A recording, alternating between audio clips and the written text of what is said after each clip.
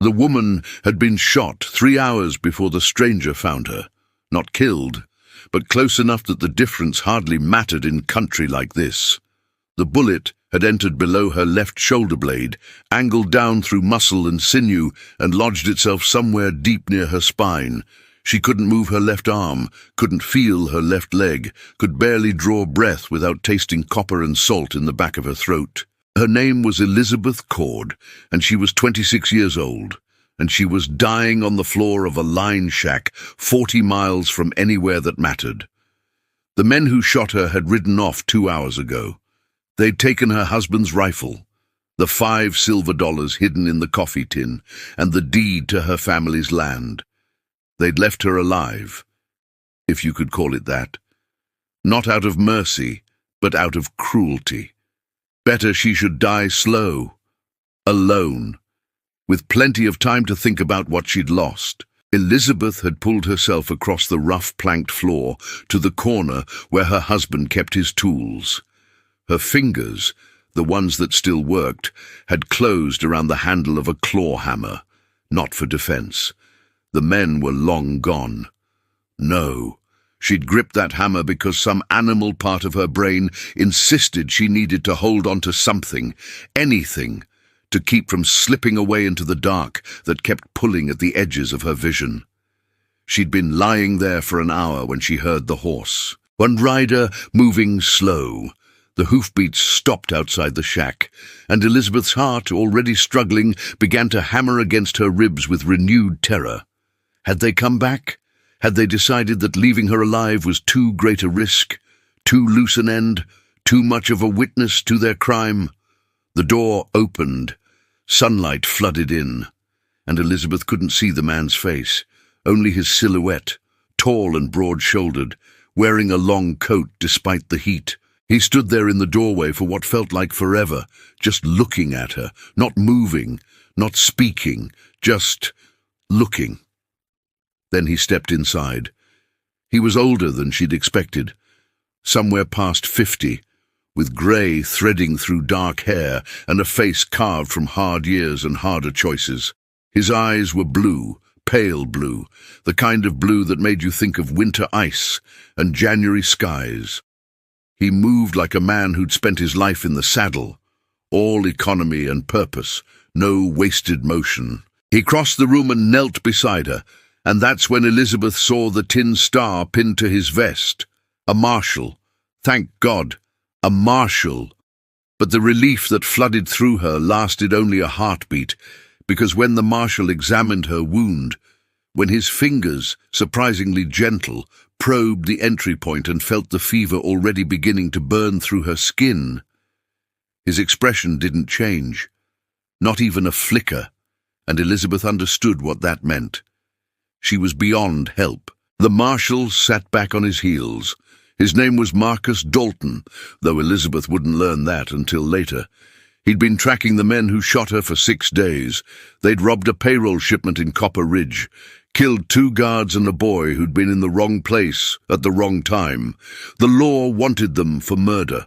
Marcus wanted them for other reasons, personal reasons. He looked at Elizabeth, really looked at her, and saw what he'd seen 100 times before. A decent person, wrong place, wrong time, caught in the machinery of violence that ground through this territory like a millstone. She was dying. They both knew it. The bullet had done damage that no doctor could fix. Not out here. Not in time. But there was something in her eyes, something that made Marcus hesitate. Not hope. Exactly. Hope was too bright a word for what lived in that gaze. It was more like determination, fierce and unbreakable, the kind of determination that kept a woman conscious through 3 hours of agony, the kind that made her grip a hammer like a talisman against the dark. Elizabeth tried to speak. Her lips moved, but only a whisper emerged, dry and cracked and desperate. Marcus leaned closer, and what she told him, in fragments, in broken phrases interrupted by shallow gasps, was this. The men had taken something from her, not just the rifle, not just the silver, not just the deed.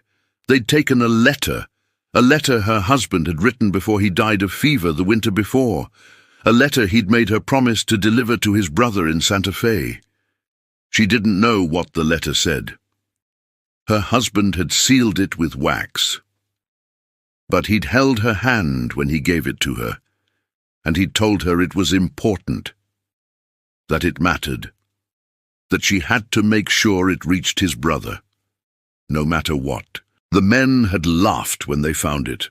One of them, the tall one with the scar, had read it aloud while the others hooted and jeered, and then he'd tucked it into his coat pocket, and he'd told Elizabeth that her husband's last words were going to burn in his campfire that night. Marcus listened to all of this without interruption. When Elizabeth finished, when she sagged back against the wall with the effort of speaking, he was quiet for a long moment. Then he did something unexpected. He made her a promise. Not out loud. He wasn't a man for speeches, but he placed his hand over hers, over the hand still gripping that hammer, and he nodded, once, firm and final. And Elizabeth understood, the way you understand things that go deeper than words, that this man, this stranger, this marshal with winter eyes, would not let her husband's last words burn in anyone's campfire. He would get that letter, and he would deliver it. Elizabeth's fingers loosened on the hammer. Not much, but enough. The terror that had been holding her together, keeping her conscious through sheer force of will, began to ebb. She could let go now. Someone else would carry the weight. But Marcus wasn't finished. He reached into his saddlebag and withdrew a small leather pouch. Inside was a powder, bitter-smelling and dark. He mixed it with water from his canteen and helped Elizabeth drink. It wasn't medicine. It wouldn't heal her, but it would dull the pain, make the end easier, let her slip away without the agony that had been her constant companion for 3 hours. As the powder began to work, as Elizabeth's breathing grew slower and more even, Marcus did something else unexpected. He told her a story, not about himself, not about the men he was chasing. He told her about Santa Fe, about the plaza with its old Spanish church and the vendors selling silver jewelry and woven blankets, about the way the sunset turned the Sangre de Cristo mountains purple and gold, about the smell of piñon smoke and roasting chiles and fresh tortillas. He painted her a picture with words, and Elizabeth listened. And for a little while, she wasn't in a line shack dying from a bullet wound. She was in Santa Fe. She was seeing what her husband had seen.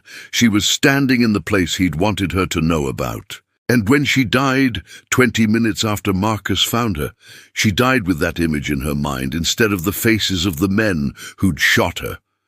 Marcus buried her behind the line shack. There was no marker. Nothing to indicate that Elizabeth Cord had ever existed, ever fought, ever held onto life with the grip of a claw hammer and the strength of a promise. Just a mound of rocky soil and the endless sky above. Then he mounted his horse and rode after the men who had her husband's letter.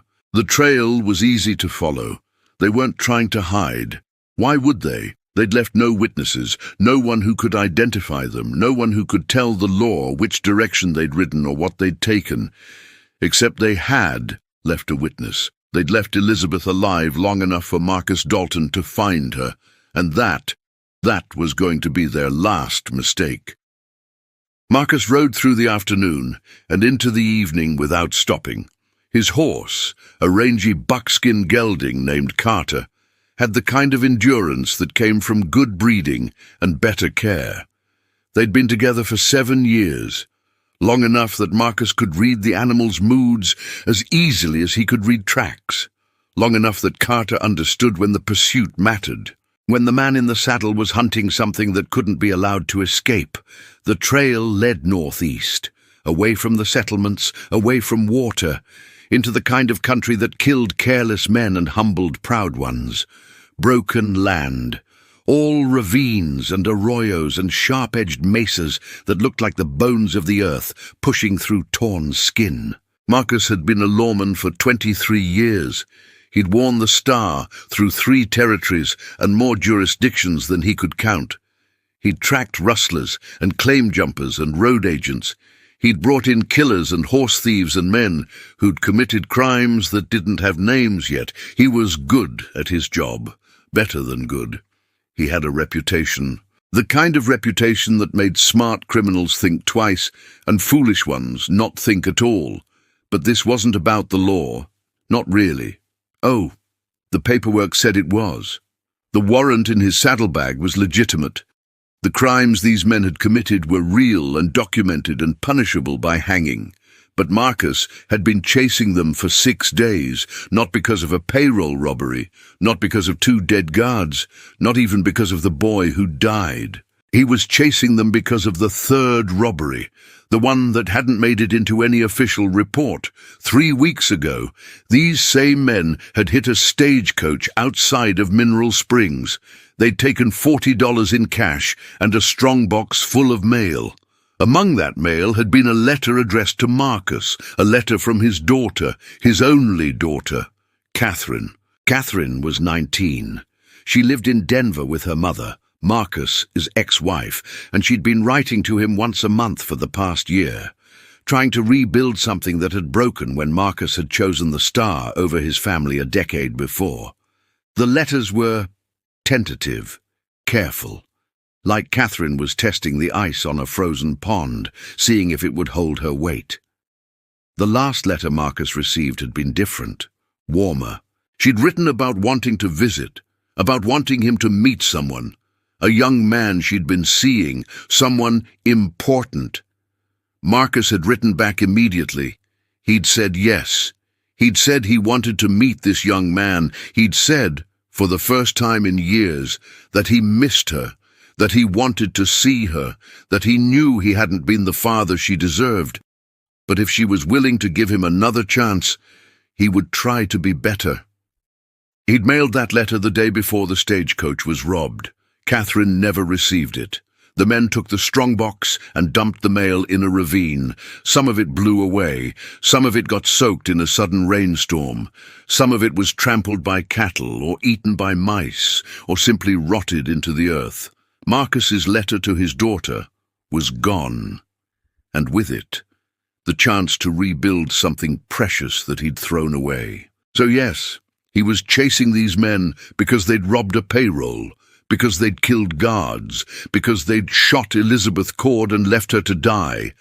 But he was also chasing them because they'd taken something from him that could never be replaced. The sun was setting when Marcus found their camp. They'd stopped early, too early, the kind of early that suggested they felt safe, comfortable, untouchable. They'd built a fire, a big one, the kind of fire only fools built when they were being hunted, and Marcus could smell meat cooking, rabbit, probably, maybe prairie hen. He dismounted a quarter-mile away and left Carter ground-tied with his reins loose. The horse would wait. They'd played this game before. Marcus approached on foot, silent, slow, using the broken terrain to stay hidden. He'd learned to move like this from an Apache tracker he'd ridden with in Arizona Territory. Ghost walking, the old man had called it, moving so quiet that even your own shadow doesn't hear you coming. There were 4 men around the fire. The first was the leader. Marcus could tell by the way the others deferred to him, by the way he sat while they served him food, by the confidence in his posture. He was tall, lean, with a scarred face and cold eyes. This was the man who'd read Elizabeth's letter aloud, the man who'd tucked it into his coat pocket. The second man was younger, maybe 25. Nervous energy radiated from him like heat from a stove. He kept touching the gun on his hip, adjusting it, checking it, like he was afraid it might disappear. The third was heavy-set and older, 50, maybe more. He had the look of a man who'd spent most of his life doing hard work and had recently discovered that stealing was easier.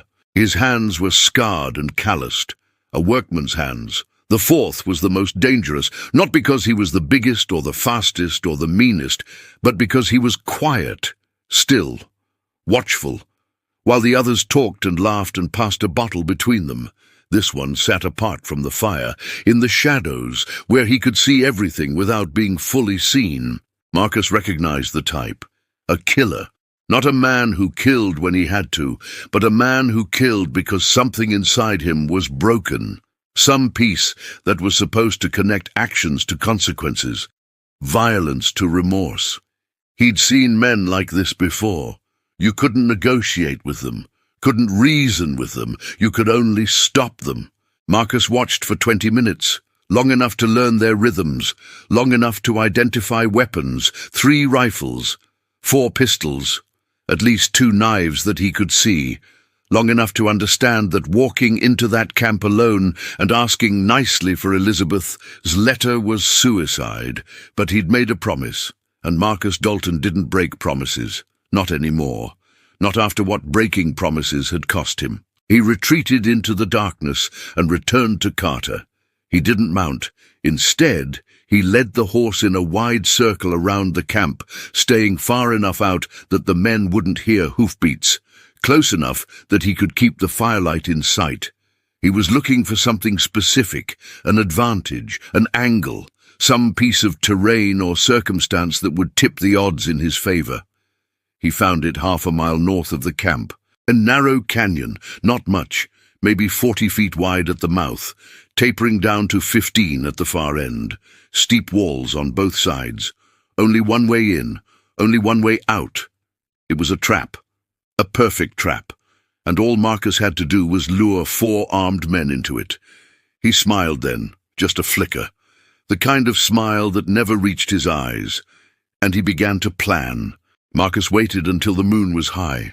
The 4 men were still awake, but the bottle had made its rounds enough times that their edges were softer now, their reflexes slower, their judgment compromised. Not drunk. Not these men. They were too experienced to get truly drunk on the trail, but loosened, comfortable, confident. That confidence was going to kill them. Marcus had spent the past 2 hours preparing. He'd scouted both ends of the canyon. He'd found positions where he could take cover. He'd checked his weapons, a Colt revolver, a Winchester rifle, and a knife that had been his father's. He'd counted his ammunition, 12 rounds for the rifle, 6 for the pistol, plus what he could scavenge from the men's bodies afterward. If there were any bodies afterward, if he survived what he was about to do. He loaded Carter with everything he didn't need, everything that would slow him down or make noise. Then he tied the horse in a spot where the animal would be safe, protected, where even if things went badly, Carter would be able to break free and find his way home. Then Marcus walked back toward the camp, not ghost walking this time, walking normal, boots crunching on loose rock, making just enough noise to be heard, to be noticed. He got within 100 yards before the quiet man by the fire stood up. The others were slower to react, but they all heard it eventually. 4 sets of eyes turned toward the darkness. 4 hands moved toward weapons. Marcus stopped walking. He stood in the open, visible in the moonlight, making no attempt to hide, making no aggressive moves, just standing there, waiting. The scarred leader stood. His hand rested on his gun, but he didn't draw. Not yet. Instead, he called out into the darkness. Marcus didn't answer. He just turned slowly, deliberately, and walked away, back toward the canyon, moving at a steady pace, not running, not hurrying, just walking. Behind him, he heard voices, arguing. The younger man wanted to let it go. Probably a prospector. Probably harmless. Why take the risk? The older man agreed, but the quiet one said nothing. And the scarred leader, the leader made the decision. They followed. Of course they followed, because a lone man walking away from 4 armed men wasn't a threat. He was a target. He was easy money, easy supplies, easy everything. And because these men had been getting away with violence for so long that they'd forgotten what it felt like to face consequences. Marcus led them toward the canyon. He kept his pace steady, not so fast that they'd suspect a trap, not so slow that they'd lose interest. He could hear them behind him now, could hear their boots on stone, could hear the clink of metal on metal as they checked their weapons. He reached the mouth of the canyon and walked inside. The walls rose up on either side, black stone touched with silver moonlight. His footsteps echoed. Everything echoed in here, which meant he'd hear them coming, but it also meant they'd hear him. Halfway through the canyon, Marcus stopped. He turned and faced the entrance, and he waited. The four men appeared as silhouettes against the night sky. They'd spread out, smart, tactical, not bunched up where one well-placed shot could hit multiple targets. The scarred leader was in the center. The nervous young one was on the left, the older man on the right, and the quiet killer. The quiet killer was gone, flanking. He'd split off to come at Marcus from another angle, from above, probably, climbing the canyon wall to get a better position, which meant Marcus had maybe 60 seconds before this went from bad to worse. The scarred leader spoke then, his voice carried in the enclosed space, asking questions. Who was Marcus? What did he want? Why was he out here alone? Reasonable questions, delivered in a reasonable tone. Like this was just a conversation between travelers, but his hand never left his gun. Marcus didn't answer. Instead, he did something unexpected. He reached into his coat, slowly, carefully, keeping his other hand visible, and pulled out a folded piece of paper. Elizabeth's deed, the one the men had stolen from her line shack. He held it up so they could see it in the moonlight. Then he dropped it on the ground, turned, and walked deeper into the canyon. Behind him, silence, confusion. Then, inevitably, greed. Because that deed was worth money. Real money. Land money. The kind of money that could set a man up for life if he played it smart. They came after him. All three of them, the leader, the young one, the older man, walked into the canyon, walked past the mouth, walked into the trap, and that's when Marcus ran, not away, toward them, running flat out, because the quiet killer was above him somewhere, behind him, and the only way to survive this was to make the fight so chaotic, so close quarters, so confused that the sniper above couldn't get a clean shot. Marcus closed the distance in seconds. The three men were still bunched around the deed, still trying to process what was happening, when Marcus hit them like a storm. He shot the young one first, center mass. The Winchester cracked loud in the enclosed space, and the young man went down without a sound. The older man reached for his gun, but Marcus was already moving. He reversed the rifle and swung it like a club. The wooden stock connected with the side of the man's head with a crunch that echoed off the canyon walls. He dropped, 2 down. The scarred leader drew. Fast. Faster than Marcus expected. The pistol came up, and the hammer fell, and Marcus felt something hot punch through his left shoulder. He stumbled, nearly fell, but his finger was already on the Winchester's trigger, and he fired from the hip. The scarred leader took the round in the chest. He sat down hard, looked surprised, looked down at the spreading red stain on his shirt. Then he looked up at Marcus with something like respect in his dying eyes. And then he was gone. 3 down. Marcus spun toward the canyon wall, searching for the quiet killer, knowing the man had a bead on him by now. Knowing the next shot was coming, and there was nothing he could do to. The shot came from above and behind. The bullet spanged off rock 3 inches from Marcus's head. He dove for cover behind a boulder. Another shot, another miss, but closer this time. The quiet killer was methodical, patient, taking his time, waiting for Marcus to make a mistake, to expose himself, to give him the clean shot he needed. Marcus pressed his hand against his shoulder. The wound was bad.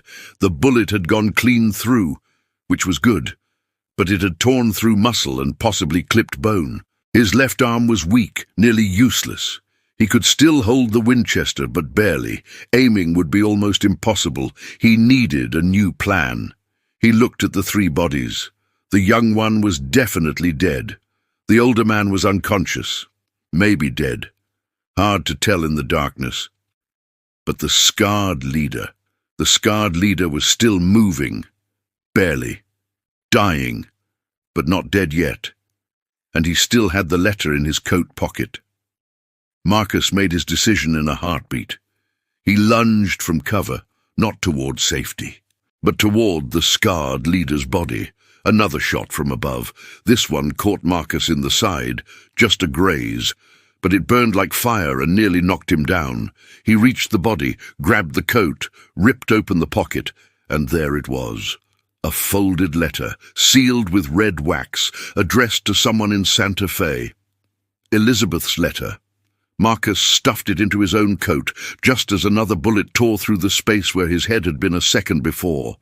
He rolled behind the scarred leader's body, using it as cover, and pulled his Colt. The Winchester was empty. He'd fired 4 shots, which meant 8 rounds left in the rifle, but no time to reload. The Colt had 6. That would have to be enough. He waited, listening. The quiet killer would have to reload eventually, and when he did, when Marcus heard that telltale click of a Winchester's action cycling, he'd have maybe 2 seconds to move. The click came. Marcus was up and moving before the sound finished echoing. He fired 3 times at the canyon wall, not aimed shots, not trying to hit anything, just trying to keep the killer's head down, trying to buy himself time. He ran toward the far end of the canyon, toward the narrow section, where the walls closed in and the moonlight barely reached, where the shadows were deep enough to hide in. A shot from behind. Wide. Another shot. Closer. Marcus reached the narrow section and pressed himself against the wall. He could hear the killer climbing down now, coming after him, not rushing, still methodical, still patient. But patience was a double-edged blade, because Marcus was patient too. He holstered the Colt, drew his father's knife, and waited in the dark. The quiet killer reached the canyon floor without making a sound. Marcus heard him anyway, not the footsteps. Those were ghost-soft, learned from years of hunting men who'd learned to listen.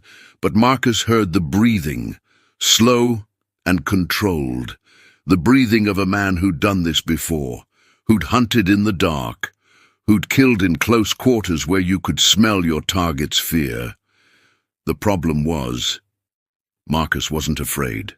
He'd been afraid once, years ago, when he was younger and less certain, when death seemed like an ending instead of just another door. But 23 years of wearing the star had burned that fear out of him. Or maybe it had just buried it so deep that he couldn't feel it anymore. Either way, it didn't matter. The killer was moving along the canyon wall now, following the same path Marcus had taken, checking the shadows, patient, thorough, professional. He passed within 3 feet of where Marcus stood. Marcus could have taken him then, could have stepped out and driven the knife into the man's back. Quick, clean, efficient. But there was a problem with that approach. If the killer didn't die immediately, if he managed to cry out or fire his weapon or even just fall in a way that made noise, Marcus would lose the advantage of surprise. And right now, surprise was all he had. So Marcus waited. Let the killer pass. Let him move deeper into the narrow section, where the walls were closer, where movement was restricted, where a man couldn't swing a rifle without hitting stone. Then Marcus moved, silent, fast. He came up behind the killer like a shadow-given form. His left arm, weak and damaged, wrapped around the man's throat. His right hand, the one holding the knife, came up. The killer reacted instantly. He drove his elbow back into Marcus's wounded side. Pain exploded through Marcus's body, white-hot and blinding. His grip loosened, not much, but enough. The killer spun. They were face to face now, close enough that Marcus could see the man's eyes. Flat eyes, empty eyes, the eyes of something that looked human but wasn't. Not really, not where it counted. The killer's hand came up with his own knife. They met in the middle, blade against blade, strength against strength. For a moment, just one frozen moment, they were matched. Two men who'd lived violent lives facing each other in the dark. Two men who understood that only one of them was walking out of this canyon. Then Marcus's wound betrayed him. His side, his shoulder, the blood loss. It all crashed down on him at once. His vision blurred, his strength wavered. The killer felt it, pushed harder, drove Marcus back against the canyon wall. This was it. This was where Marcus Dalton died, not in a grand shootout, not bringing in some notorious outlaw, but in a nameless canyon, fighting a nameless killer over a letter that wasn't even his. He thought of Catherine, of his daughter, of the letter he'd written that she'd never received, of all the years he'd wasted, all the choices he'd made that had led him here. And something in him refused. Marcus shifted his weight, let the killer's momentum carry him forward. Then he twisted, hard, using the canyon wall as a fulcrum. The killer's knife scraped against stone, throwing sparks, and Marcus brought his own blade up in a short, brutal thrust. It caught the killer under the ribs, angled up, found the heart. The killer's eyes went wide. Surprise? Maybe. Or maybe just the body's final realization that it was dying. He opened his mouth. Nothing came out, just a wet sound, a gurgle. Then he collapsed. Marcus leaned against the canyon wall. His breath came in ragged gasps. Blood soaked his shirt, his coat, pooled on the ground beneath his feet. Too much blood. Way too much. He needed to move. Needed to get out of the canyon. Needed to tend his wounds before he passed out from blood loss. But first, he needed to check the bodies. He made his way back to where the three men lay. The young one was dead. The older man was breathing, barely, but unconscious. Brain damage, probably, from the rifle stock. He'd live, maybe, but he'd never be the same. The scarred leader was dead. Marcus had already taken Elizabeth's letter from his pocket, but there was something else, something that made Marcus pause. Another letter, tucked into the inner pocket of the leader's coat, folded differently than Elizabeth's, sealed with blue wax instead of red. Marcus took it, held it up to the moonlight, and his heart stopped. The handwriting on the envelope was familiar, painfully familiar, because he'd been looking at that handwriting once a month for the past year. Catherine's handwriting. It was addressed to him, Marshal Marcus Dalton, care of the Territorial Office in Mineral Springs. This was the letter, the one that had been stolen from the stagecoach, the one he'd thought was lost forever. Catherine's response to his invitation, her answer about whether she'd visit, whether she'd let him meet the young man she'd been seeing, whether she'd give him another chance. Marcus's hands shook as he broke the seal. The letter was short, just a few lines. But those lines changed everything. Catherine had said yes. She wanted to visit. She wanted him to meet someone named Thomas. She wanted to try to rebuild what had been broken, to see if there was anything left of the father-daughter relationship they'd once had.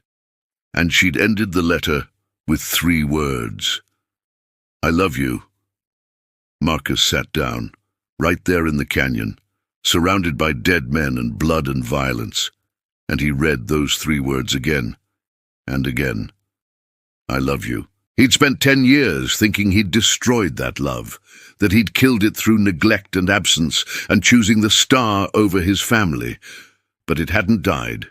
It had endured, fragile and damaged, but still alive, still there. Marcus folded the letter carefully, put it in his pocket next to Elizabeth's letter. Then he stood. His body screamed at him.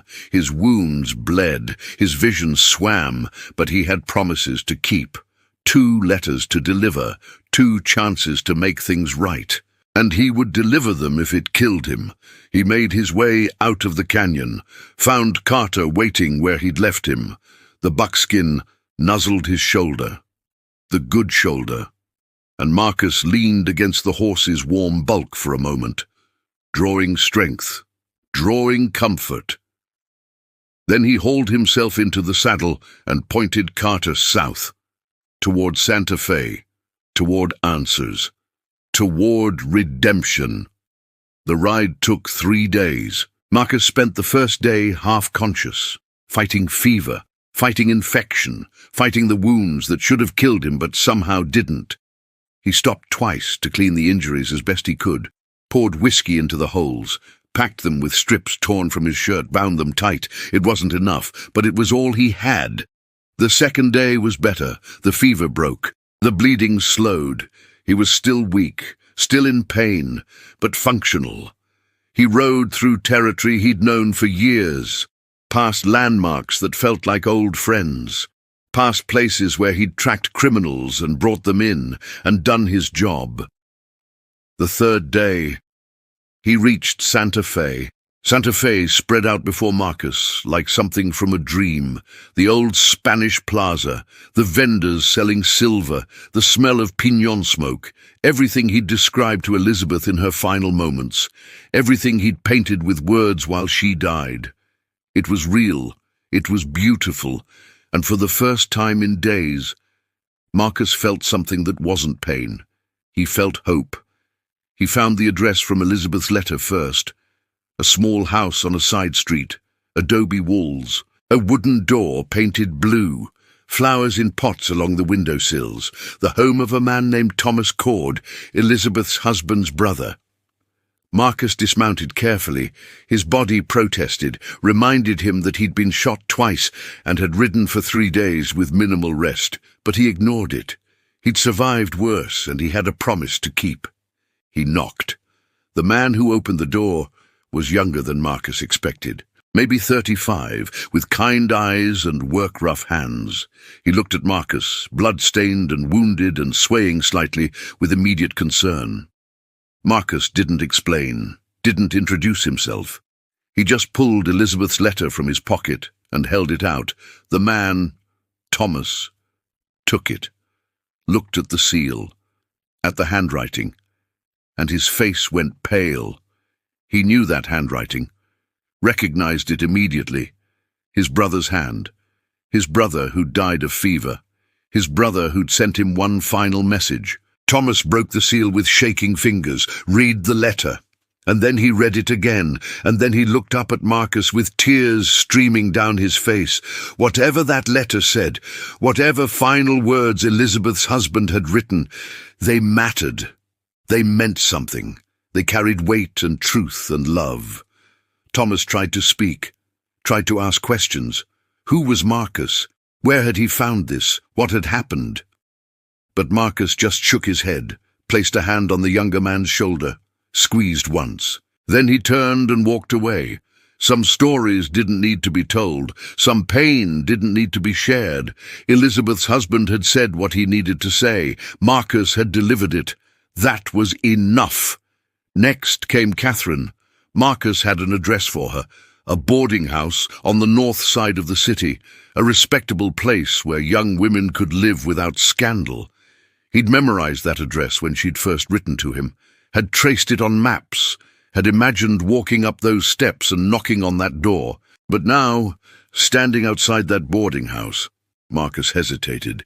He was a mess, blood on his clothes, wounds barely healed, 3 days of trail dirt caked into his skin. He looked like exactly what he was. A man who'd killed 4 people and nearly died doing it. Not exactly the image of a father trying to rebuild a relationship with his estranged daughter. But he'd come this far, survived this much. And Catherine's letter, her answer, her willingness to try, was burning a hole in his pocket. He climbed the steps, knocked on the door, waited. An older woman answered. The landlady, probably. She took one look at Marcus and her expression hardened.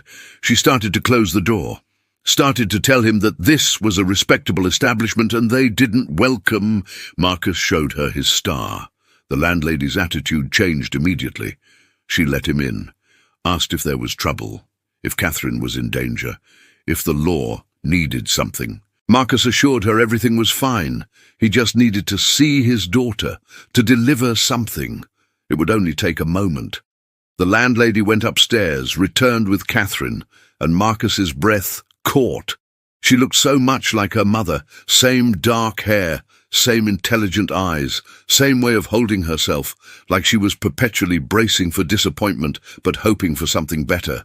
She was beautiful, and she was 19, and the last time Marcus had seen her, really seen her, she'd been 9 years old and crying because Daddy was leaving again. Catherine stopped 3 steps from the bottom of the staircase. Her hand gripped the railing. Her eyes went wide as she took in his appearance, the blood, the wounds, the exhaustion carved into every line of his face. For a moment, neither of them spoke. Then Catherine said his name. Not Marshal, not Sir, just Dad. And something in Marcus's chest that had been locked tight for 10 years cracked open. He wanted to explain, wanted to tell her about the stagecoach robbery, about the stolen letter, about tracking 4 men across brutal country, about promises made to a dying woman, about nearly dying himself to recover something precious. But when he tried to speak, the words wouldn't come. His throat closed, his vision blurred, and he realized with sudden clarity that he was crying. Actually crying. Something he hadn't done since the day his wife told him she was leaving, taking Catherine. Starting over somewhere, Marcus's choices couldn't hurt them anymore. Catherine came down the remaining steps, slowly, carefully, like she was approaching something wild that might bolt at any sudden movement. She stopped in front of him, looked up at his face, and then, without hesitation, she reached up and touched his cheek. The gesture was so simple, so gentle, and it unmade him completely. Marcus pulled the letter from his pocket. Catherine's letter, the one he'd bled for, the one he'd killed for.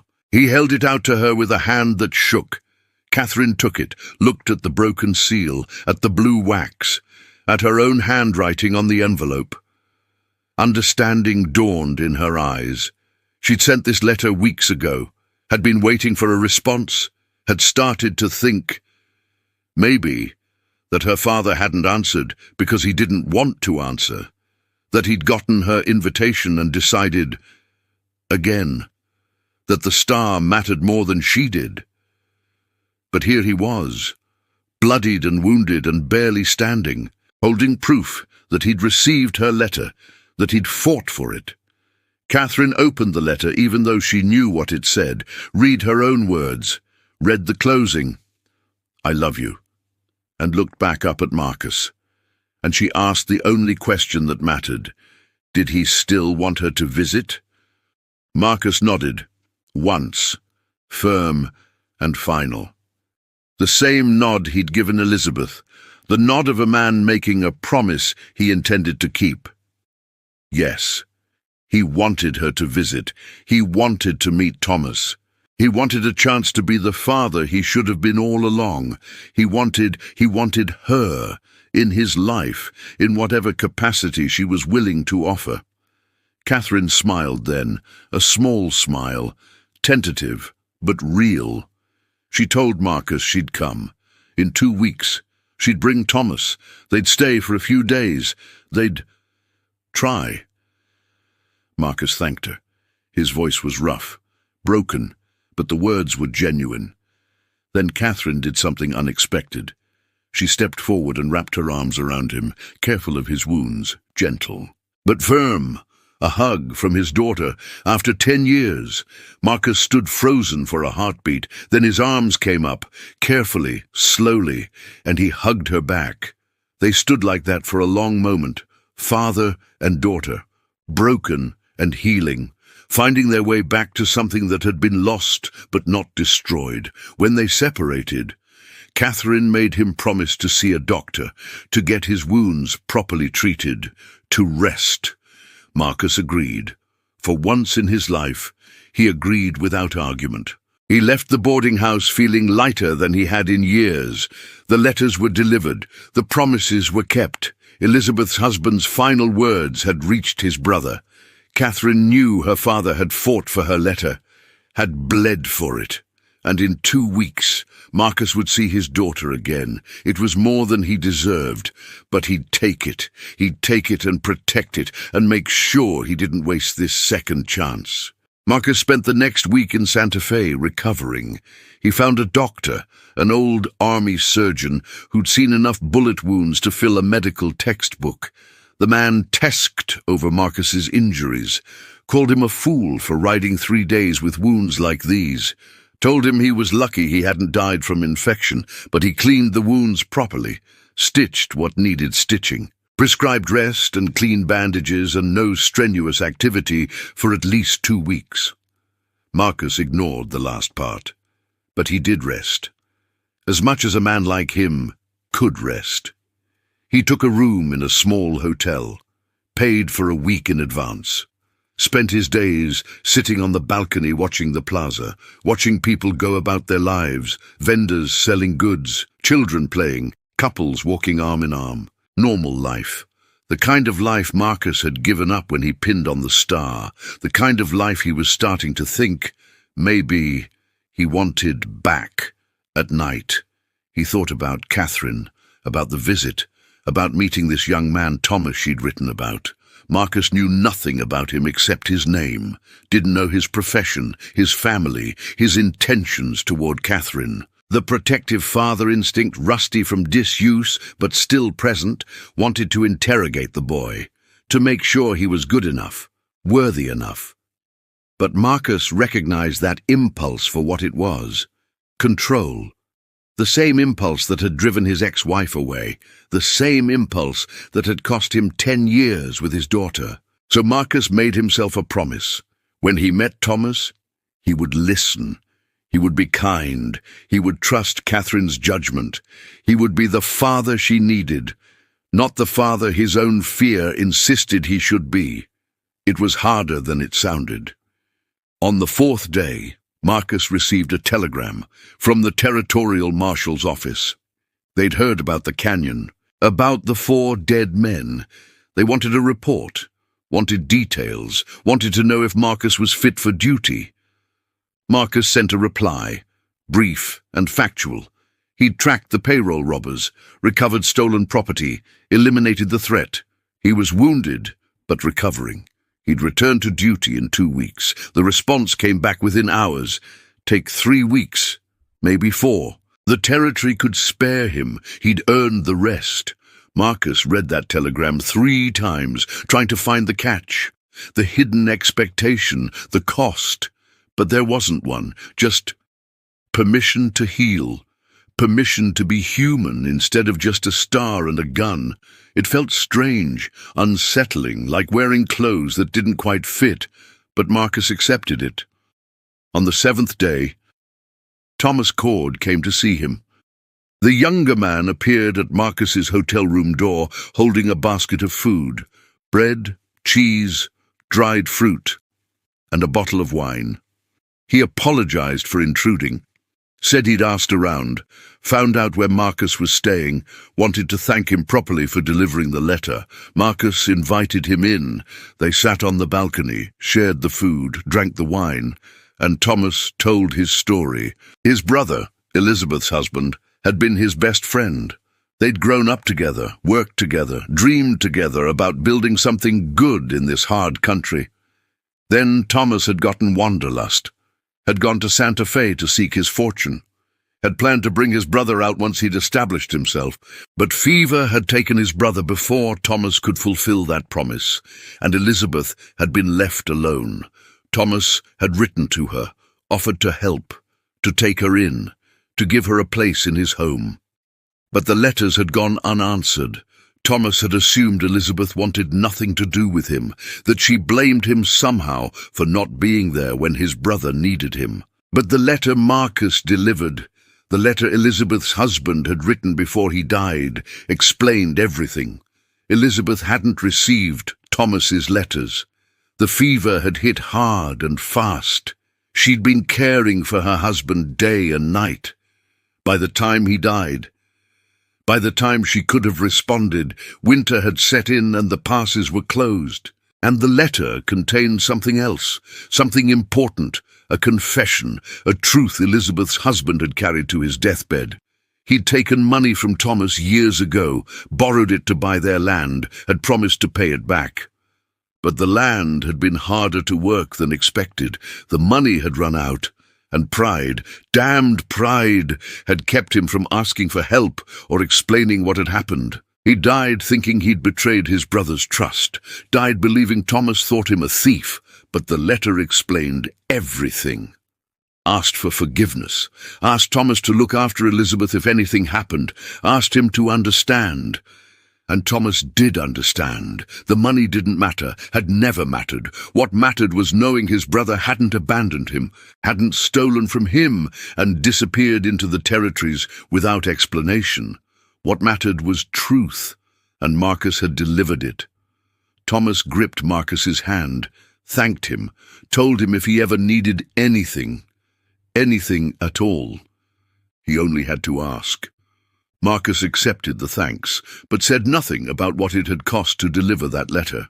About Elizabeth dying on a line shack floor, about the men he'd killed, about the wounds he'd taken. Some burdens were his alone to carry. After Thomas left, Marcus sat on the balcony and watched the sun set over the Sangre de Cristo mountains, purple and gold, just like he'd described to Elizabeth, just like she'd imagined in her final moments. And Marcus hoped, wherever she was, she could see it too. 2 weeks after Marcus arrived in Santa Fe, Catherine came. She brought Thomas. The young man was nervous. Marcus could see it in the way he held himself, the way his hand kept adjusting his hat, the way he stood just slightly behind Catherine like she was a shield against whatever judgment was coming. They met in the plaza, neutral ground, public, safe. Marcus had suggested it in the telegram he'd sent confirming the visit. He didn't want Catherine to feel trapped. Didn't want her first real interaction with him in a decade to happen in a closed room where she couldn't leave if she wanted to. Marcus saw them before they saw him. Catherine looked radiant in a blue dress, happy. Thomas looked terrified, like he was walking toward his own execution. Marcus understood. He'd been the young man once, meeting the father of a girl he cared about, hoping for approval, fearing rejection. When Catherine spotted him, her face lit up. She waved, pulled Thomas forward, and Marcus stood from the bench where he'd been waiting. The introductions were awkward, formal. Thomas shook Marcus's hand with a grip that was too tight, called him sir, wouldn't meet his eyes. Marcus kept his own grip gentle, called the boy by his name, and told him to relax. He wasn't here to interrogate anyone. He was here to get to know the person who made his daughter happy. Thomas's relief was visible. His shoulders dropped, his breathing evened out, and when he finally met Marcus's eyes, Marcus saw something good there, something honest. They spent the afternoon walking through Santa Fe. Marcus showed them the sights, the old church, the vendors, the places he'd described in his letters to Catherine, and as they walked, they talked. Not about the past, not about the years Marcus had been absent, not about the choices he'd made or the pain he'd caused. That would come later, maybe, if Catherine wanted it. Instead, they talked about the present, about Catherine's life in Denver, about her work helping her mother run a boarding house, about Thomas's job as a clerk in a law office, about their hopes, their dreams, their plans. And Marcus listened, really listened, not planning his next words, not judging, not trying to control or direct or fix, just listening. It was harder than tracking criminals, harder than facing down armed men, because it required something Marcus had spent 23 years training himself not to do. It required vulnerability.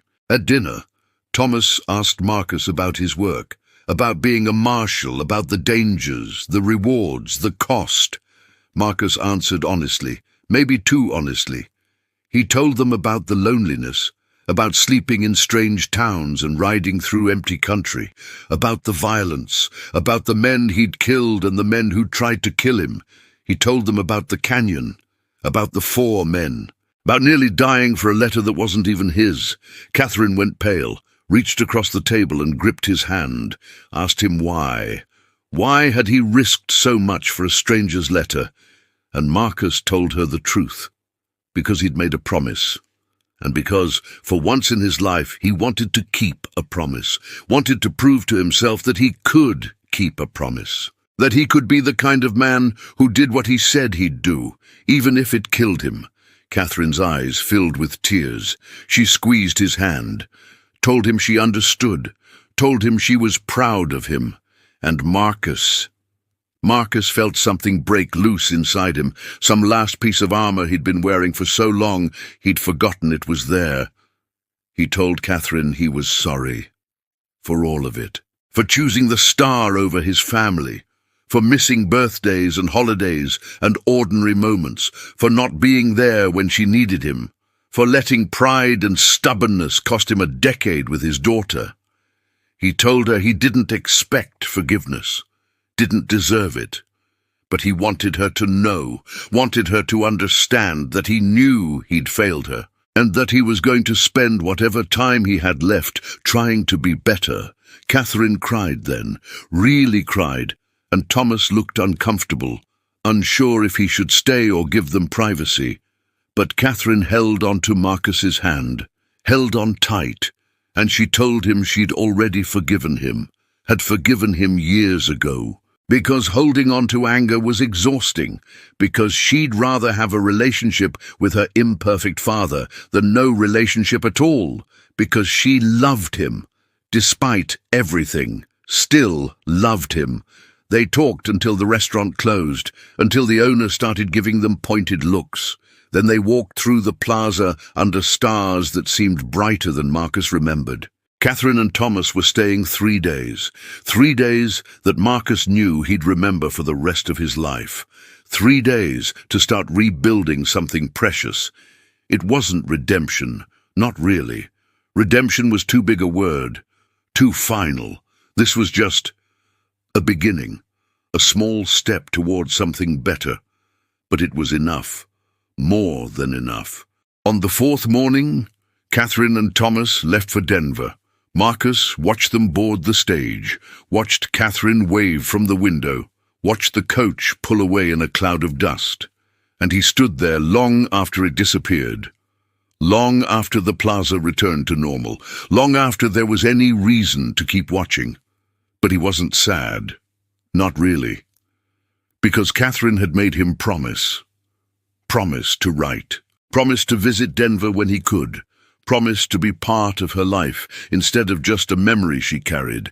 And Marcus had promised, meant it this time, with everything he had. He spent 1 more day in Santa Fe, settling accounts, tying up loose ends, and thinking about the future. The territorial marshal's office had offered him a new position, a desk job, less dangerous, less travel.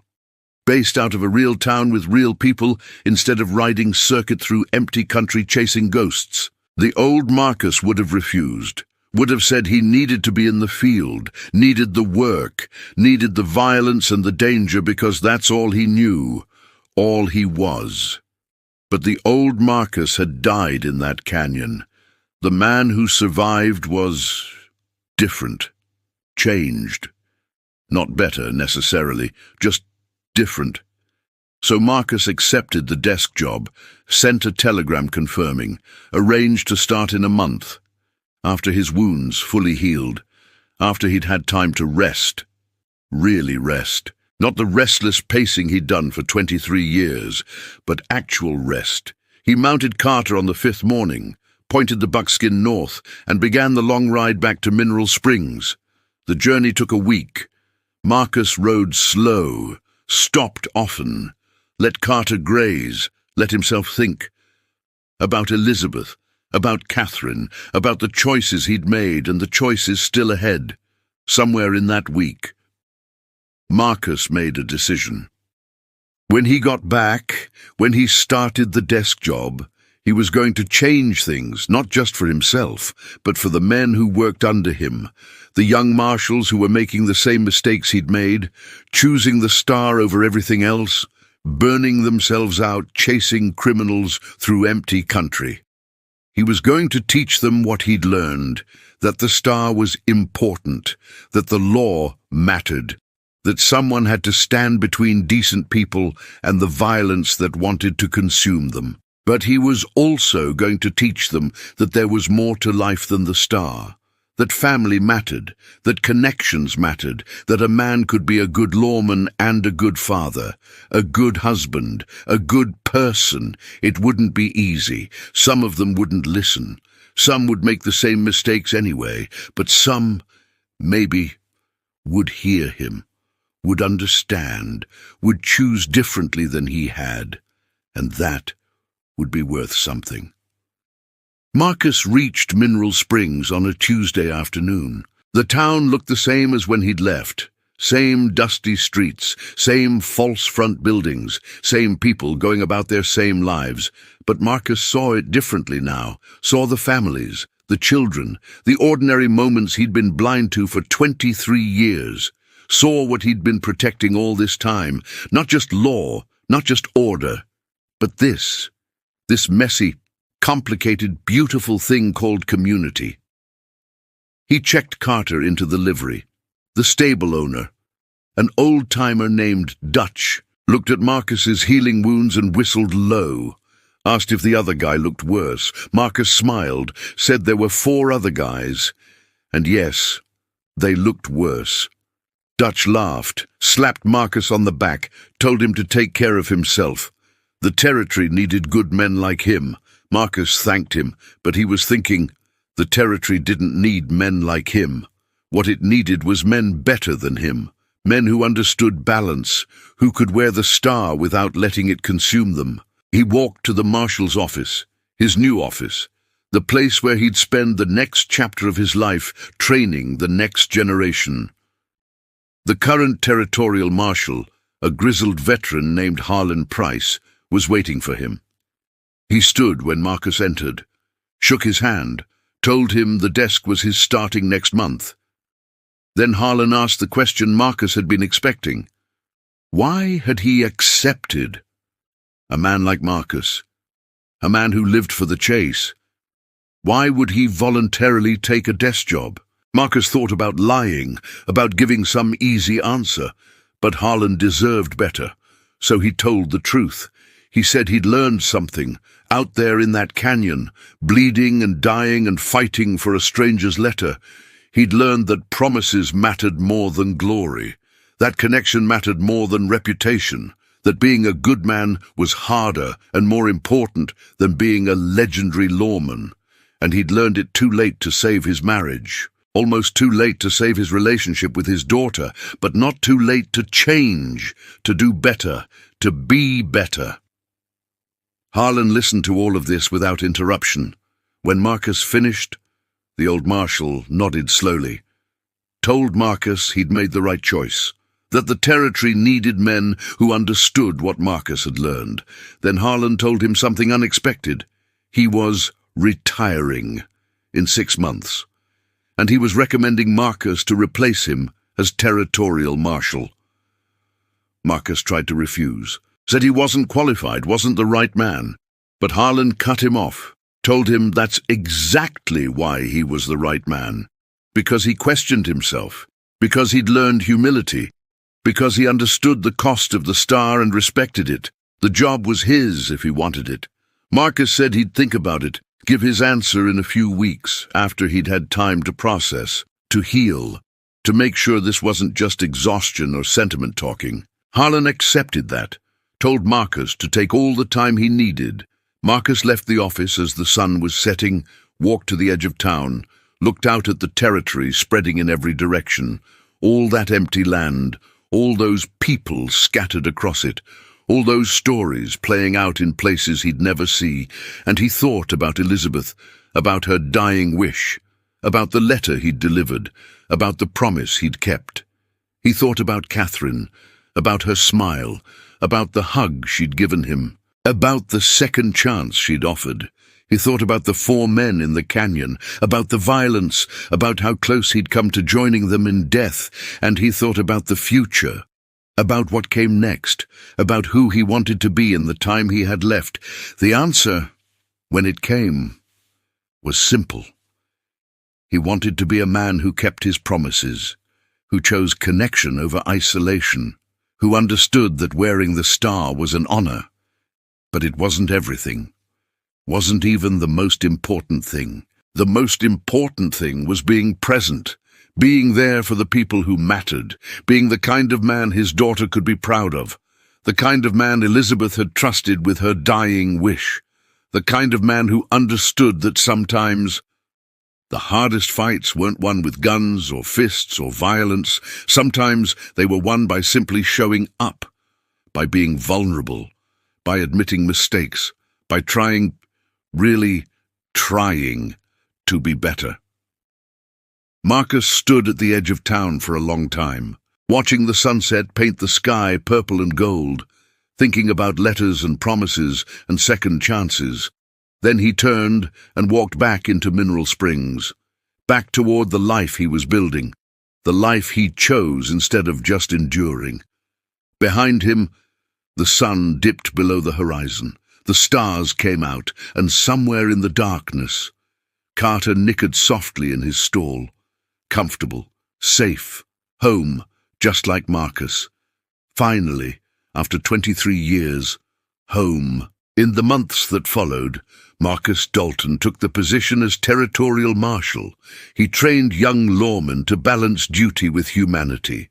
He wrote to Catherine every week, and she wrote back. They rebuilt their relationship slowly, carefully, until it was strong enough to hold the weight of the past without breaking. Thomas and Catherine married the following spring. Marcus walked her down the aisle, and when Catherine's first child was born, a daughter, she named her Elizabeth Dalton, named for a woman Marcus had known for less than an hour, a woman who'd taught him, in her dying moments, what it meant to keep a promise. Marcus lived another 18 years, long enough to watch his granddaughter grow, long enough to make peace with his past, long enough to become, finally, the man he'd always wanted to be. And when he died, peacefully, in his sleep, he was surrounded by family, his daughter, his son-in-law, his granddaughter. He died holding Catherine's hand, and the last thing he saw before he closed his eyes was her smile. The smile of someone who'd forgiven him, who'd given him a second chance, who'd loved him, despite everything, and that was more than enough, more than he'd ever deserved, but exactly what he needed. And the story of Marcus Dalton faded into legend, a man who carried his scars not as burdens, but as reminders of the promises he kept. Some say you can still see him, riding the horizon at dusk, chasing the light instead of the dark.